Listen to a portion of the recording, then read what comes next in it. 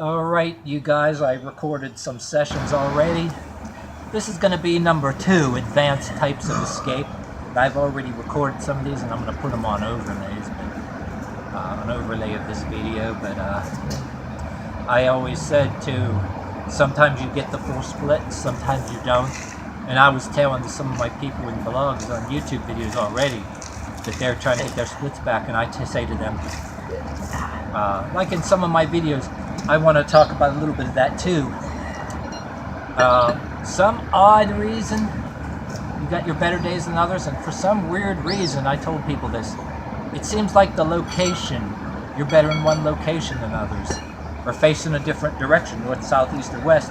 Sometimes I was over back here on that porch, but I had other locations on gravel that I did in all of my videos, and I featured them doing stuff to music, heavy metal. And something about the locations almost had like locations have some kind of power. And sometimes, you know, you're already showing videos that you're better at it, and then all of a sudden you're back down to this. And I said there's people in videos that say some people lose their flexibility and you have to do it a bunch of times to get the full split. So what you're going to see is like some advanced escapes. I was about escaping slow and getting better at it, but now I'm showing you escaping faster, like when you're better at it, positioning the feet. And if you have a floor, it's like concrete, not as slippery. You know, I like to do things based on the ancient Persian, Indian activities. Anyway, I'm getting started here. I'm going to show you. Don't look like we'll be doing the full seated split, but yeah. And here, I've been doing this for a few sessions that I've recorded here in the hey. See me, I can bounce around like this, you know what I mean? Just because I can. And I can do like this on the elbow. Then, whether it's flat-handed, maybe I need to do more of this.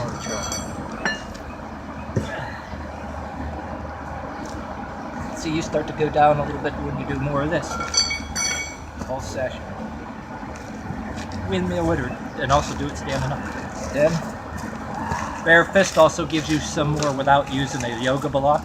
You're up, even fist with thumbs, you're up a little higher. So the length of your fist, unlike your palm, you're this much higher. If you're into certain other kind of stuff anyway, you get the advantage. So you're up a little higher. Fingers. Not today. Hold it.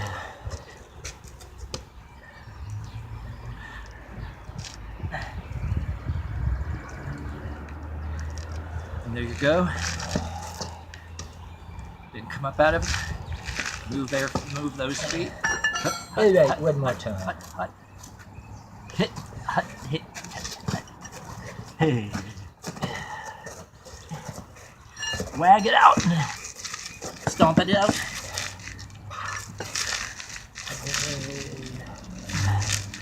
Back down. Back down. Do it again. I brought 2 this time in case I feel like using this one.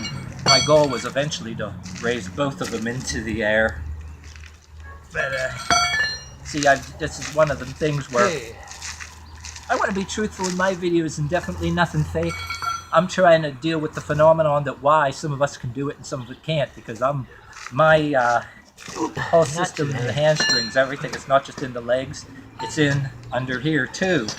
You can feel that the whole, and you get flexible, you do this a whole bunch of times, and then all of a sudden, flexible for that day, and you wake up next morning and you gotta do the whole shit all over, but at the same time, that's part of the fun. Well, you got all these other people, they can bounce down to and do a split with a smile on their face, like it's nothing, you know, but you still benefit, like you walk better and like you get less tired, like if you're working some job, as long as you don't overdo it, because then hamstrings more, so for some people than others, will get pulling will start hurting your back and you get tired of either walking or standing. You know what I'm saying? But yep, pull it off one more time.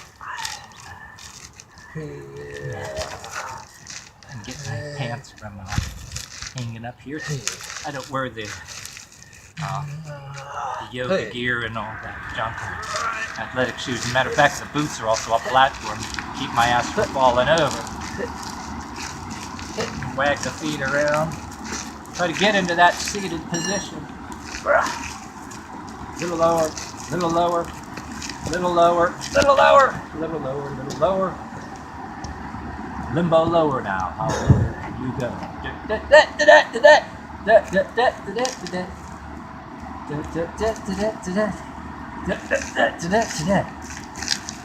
Going to do the limbo walk all around the limbo block.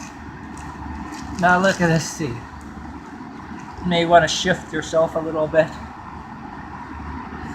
And then look at this, and then when you get better, see, I got to get myself seated down sometimes. But there's sometimes in some of my videos, in a different location behind in front of a corrugated wall, I was able to raise this baton over my head like right like that. But then how come over here it wasn't there?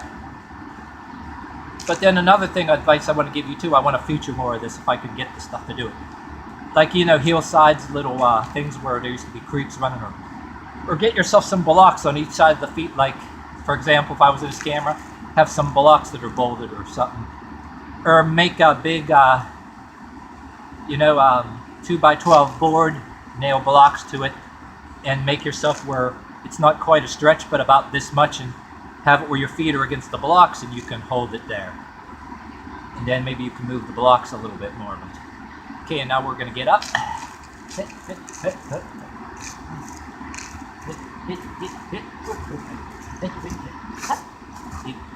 And